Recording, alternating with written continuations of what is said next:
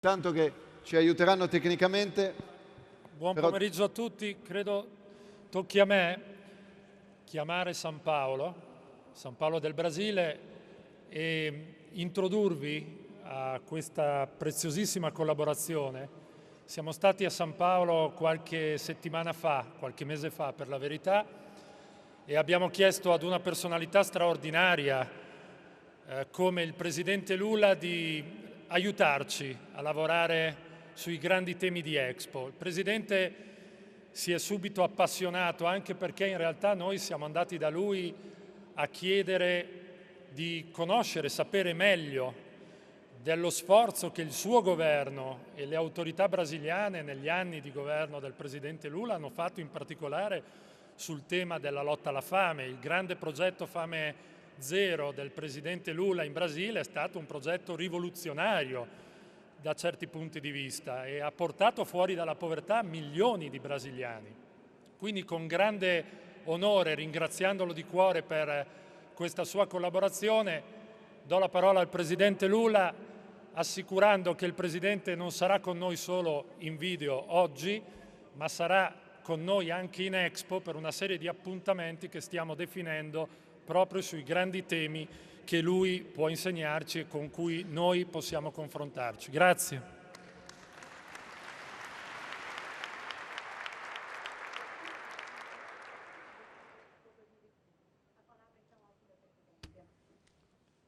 Querido Ministro da Agricultura, Martins, querido Primeiro-Ministro, Matteo Renzi, queridos companheiros e companheiras italianos que participam dessa importante reunião preparatória da Expo 2015.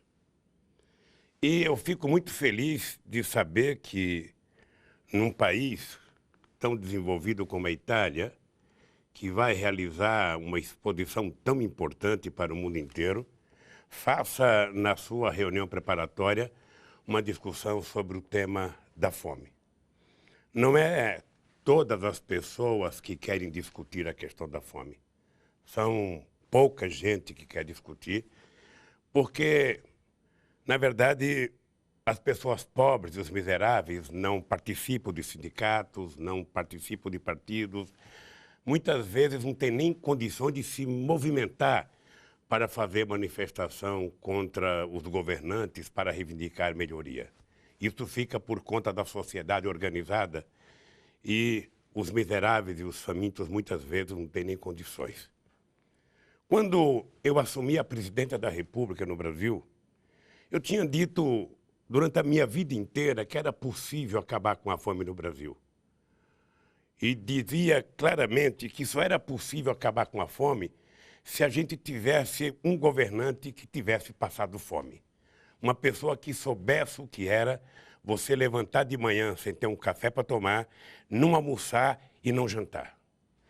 E quando eu tomei posse, me perguntaram qual era o legado que eu queria deixar quando deixasse a presidência. E eu respondi que, se ao terminar o meu mandato, cada brasileiro tivesse tomando um café da manhã, almoçando e jantando, eu já teria realizado a obra da minha vida. Então criamos o programa Fome Zero. O programa Fome Zero é um conjunto, é como se fosse um guarda-chuva que aclopa uma série de políticas públicas, inclusive o Bolsa Família. E para criar o programa Fome Zero, nós fomos muito atacados porque diziam que nós estávamos criando um monte de gente que não queria trabalhar, que iam ficar preguiçosos, que nós queríamos dar dinheiro para as pessoas ficarem em casa sem trabalhar. Havia muito preconceito, mas muito preconceito contra o programa Fome Zero. Nós anunciamos o programa e eu, às vezes, tinha dúvida de que se ele iria dar certo ou não. Nós tínhamos descoberto também de que o problema da fome não é falta de alimento. O mundo produz mais alimento do que seres humanos precisam para comer. Acontece que tem uma parte da humanidade que não tem dinheiro para comprar. E quem sofre com isso, muitas vezes, são os inocentes. São as crianças que não têm o alimento, não têm o leite, não têm o pão de cada dia que todo mundo precisa. Para fazer o programa Fome Zero e o programa Bolsa Família, nós tomamos uma decisão muito importante, que era fazer um cadastramento muito sério. Era preciso garantir que o dinheiro chegasse na mão das pessoas necessitadas. Mais ainda, que o dinheiro chegasse na mão das mães, porque a gente entendia que as mães teriam mais responsabilidade de cuidar dos filhos do que os pais. E por isso a gente fez questão de que o dinheiro fosse entregue à mãe. Ou seja, as pessoas recebem o dinheiro com cartão magnético, na caixa, num banco, e as pessoas não devem favor a ninguém no nosso país. Mas o que aconteceu de importante é que nós tivemos que construir parcerias com todas as cidades, parcerias com os estados e parceria com a sociedade, para que a gente pudesse fazer um cadastramento e garantir que o benefício chegasse aonde precisaria chegar. Tinha gente que não queria efetivamente que a gente distribuísse dinheiro, que a gente fizesse transferência de renda. Tinha gente que queria que a gente distribuísse alimento. E nós entendíamos que no Brasil, há muito tempo, tinha política de distribuição de cesta básica que não dava resultado às pessoas. Também nós fomos muito criticados, porque o programa Fome Zero, ele exigia condicionantes. Ou seja, para uma pessoa se cadastrar no Bolsa Família, no programa Fome Zero, ele tinha 3 obrigações. A primeira obrigação, obrigar e garantir que todos os filhos em idade escolar frequentassem a escola. Segundo, que todas as crianças tomassem todas as vacinas necessárias. Terceiro, que as mulheres grávidas fizessem todos os exames que uma gravidez exige que as mulheres precisam fazer. Ou seja, isso foi um sucesso extraordinário, porque permitiu claramente que as pessoas passassem a ter um pouco mais de responsabilidade para poder receber o dinheiro. E, além do Bolsa Família, nós construímos um conjunto de políticas públicas para permitir que as pessoas tivessem acesso à renda. Eu não esqueço nunca, e vou contar para vocês, que nós fomos muito criticados, porque a primeira cidadezinha que nós detectamos que era mais pobre e que foi a primeira a receber o Bolsa Família, o primeiro comércio local que surgiu foi o Instituto de Beleza. Foi uma mulher que abriu o Instituto de Beleza e porque as pessoas passaram a receber um dinheirozinho e toda mulher gosta de ficar mais bonita, de pentear o cabelo, e foi uma coisa fantástica. Ou seja, os de sempre criticaram, mas eu fiquei muito feliz, porque é normal que uma pessoa humilde tenha o direito de pegar uma parte do seu dinheirinho e cuidar da sua própria beleza. Mas o conjunto de política que nós fizemos foi muito interessante, porque além do Bolsa Família, da transferência de renda, nós resolvemos fazer uma grande política de crédito para a agricultura familiar, que é responsável por 70% do alimento que se come na mesa do povo brasileiro. Nós tínhamos 2,8 bilhões de reais de crédito, passamos para 28 bilhões de reais hoje, ou seja, fazendo com que os trabalhadores tivessem acesso aos bancos com juros muito baratos. Nós fizemos uma política de obrigar que todas as cidades, na distribuição de alimentos na escola, comprasse 30% do alimento na agricultura familiar da sua cidade, para dinamizar o mercado local. Fizemos uma outra coisa muito importante,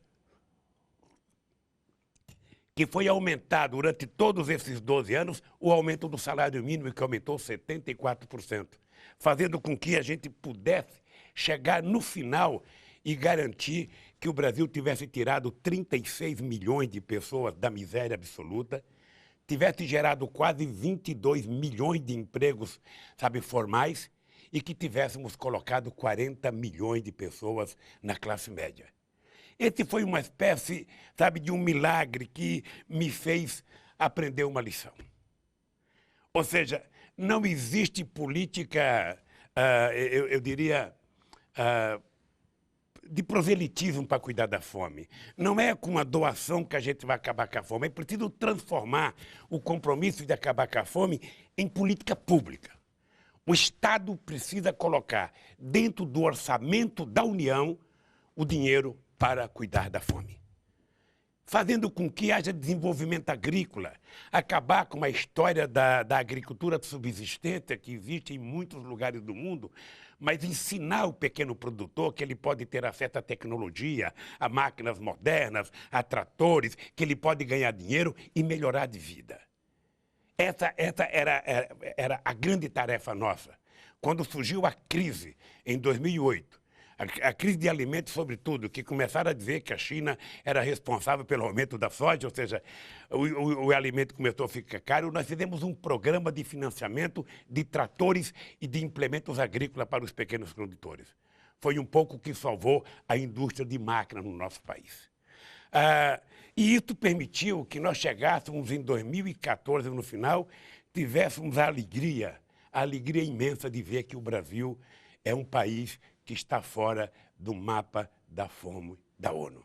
Não tem nada que possa me dar mais prazer e mais alegria de saber que nós conseguimos vencer uma batalha, mas uma batalha que ainda não está resolvida, ou seja, nós conseguimos fazer com que o pobre ele subisse um degrau na escala de ascensão social da vida. Ou seja, mas é preciso mais. É preciso que a gente continue fazendo política de transferência de renda para os mais pobres. É preciso que a gente socialize essas informações com os países mais pobres da América Latina e da África. É preciso que a gente leve tecnologia para esses países, que a gente leve financiamento para esses países, para que a gente possa poder, em 2025, acabar com a fome na África, que foi um compromisso que nós assumimos numa reunião da União Africana. Eu estou convencido, companheiros italianos, eu estou convencido, companheiro Martina, companheiro primeiro-ministro Renzi, que o Brasil provou que é possível acabar com a fome no mundo.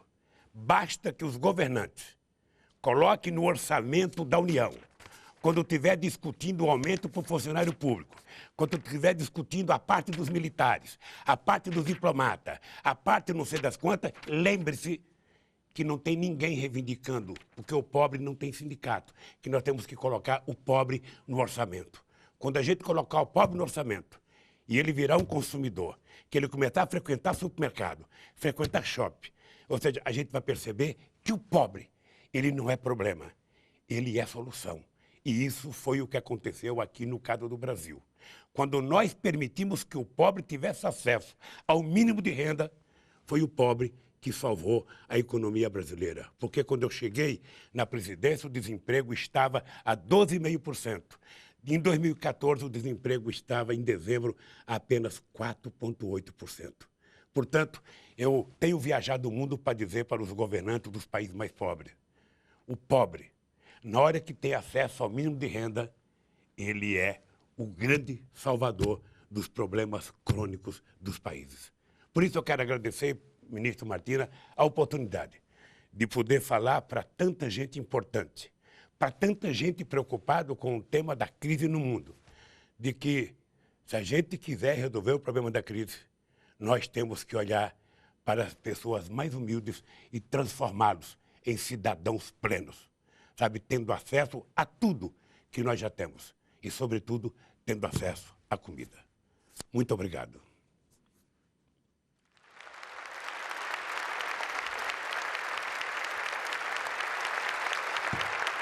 Ecco, speriamo davvero